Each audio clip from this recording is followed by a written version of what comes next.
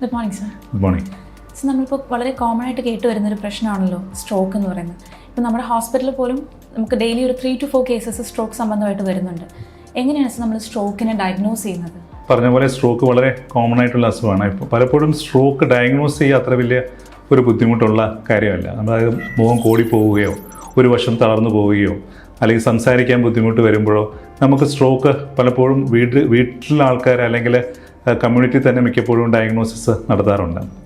ഇതിനകത്ത് 90% കേസുകൾ നമുക്ക് ഈസി ആയിട്ട് ഈ പറഞ്ഞ സിംറ്റംസ് വെച്ച് നമുക്ക് ഡയഗ്നോസ് ചെയ്യാം. 10% കേസുകളിലേ ഉള്ളൂ നമുക്ക് ചിലപ്പം കൂടുതൽ ടെസ്റ്റുകൾ കൊണ്ട് നമുക്കത് ഡയഗ്നോസ് ചെയ്യേണ്ടി വരും. ഒരു 90% കേസുകളിലും ഒരു സൈഡ് തളർന്നു പോകുക, മുഖം കൂടി പോവുക, അല്ലെങ്കിൽ സംസാരിക്കാൻ ബുദ്ധിമുട്ട് വരുമ്പോൾ നമ്മൾ സ്ട്രോക്ക് ഡയഗ്നോസ് ചെയ്യുന്നു. അപ്പോൾ നമുക്ക് ഇങ്ങനെ 10% വരുന്ന കേസുകളിൽ എങ്ങനെയാണ് സാർ നമ്മളത് ഡയഗ്നോസിസ് കൺഫേം ചെയ്യുന്നത്?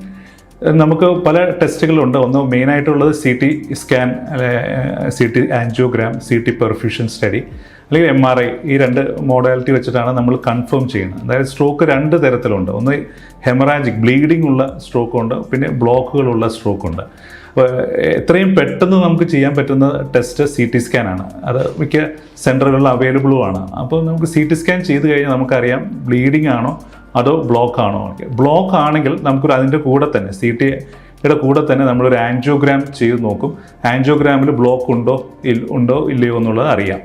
എന്നിട്ട് പറ്റുന്നില്ലെങ്കിൽ നമ്മൾ അതിൻ്റെ കൂടെ ഒരു പെർഫ്യൂഷൻ സ്റ്റഡി കൂടി നമുക്ക് ചെയ്താൽ അറിയാം എത്ര ഭാഗത്ത് ബ്ലഡ് ഫ്ലോ കുറഞ്ഞിട്ടുണ്ടെന്നുള്ള കാര്യം. ഇനി ചില കേസുകളിൽ നമുക്ക് ഈ CT സ്കാൻ വെച്ച് ചിലപ്പം നമുക്ക് കിട്ടണമെന്നില്ല. അത് ചില സമയത്ത് പേഷ്യൻസ് പ്രത്യേകിച്ച് നമ്മളെ വിഷൻ രണ്ടായിട്ട് കാണുന്ന തരത്തിൽ, അല്ലെങ്കിൽ തലകറക്കമുള്ള അല്ലെങ്കിൽ നടക്കുമ്പോൾ വേയിച്ചു പോകുന്ന സ്ട്രോക്കുകൾ ചിലപ്പോൾ CT സ്കാനിലൊന്നും കാണണമെന്നില്ല.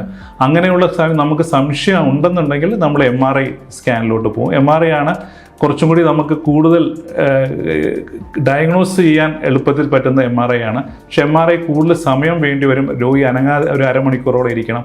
അതുകൊണ്ട് കൂടുതൽ നമ്മൾ ഇനിഷ്യൽ സ്റ്റേജിൽ CT സ്കാനോടാണ് പ്രിഫർ ചെയ്യുന്നത്.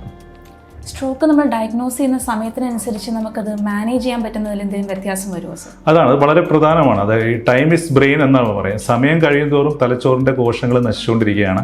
അപ്പോൾ എത്രയും പെട്ടെന്ന് ചികിത്സ കൊടുക്കണമെന്നുള്ളതാണ് ഈ സ്ട്രോക്കിൻ്റെ കാര്യത്തിൽ ഇമ്പോർട്ടൻ്റ് ആയിട്ടുള്ള. അപ്പോൾ ഈ ഒരു രക്തക്കുഴൽ അടഞ്ഞ സ്ട്രോക്ക് ആണെങ്കിൽ നമ്മൾ ആദ്യത്തെ 4.5 മണിക്കൂറിനുള്ളിൽ നമുക്ക് ത്രോംബോലൈസിസ് തെറാപ്പി ഉണ്ട്. മരുന്ന് കൊണ്ട് തന്നെ അലിയിച്ച് കളയാം. 4.5 മണിക്കൂർ കഴിഞ്ഞ് 24 മണിക്കൂർ വരെ നമുക്ക് ക്ലോട്ട് വലിച്ചെടുത്ത് കളഞ്ഞ് സ്റ്റെൻറ്റ് ഉപയോഗിച്ച് വലിച്ചെടുത്ത് തരുന്ന ചികിത്സകളുണ്ട്.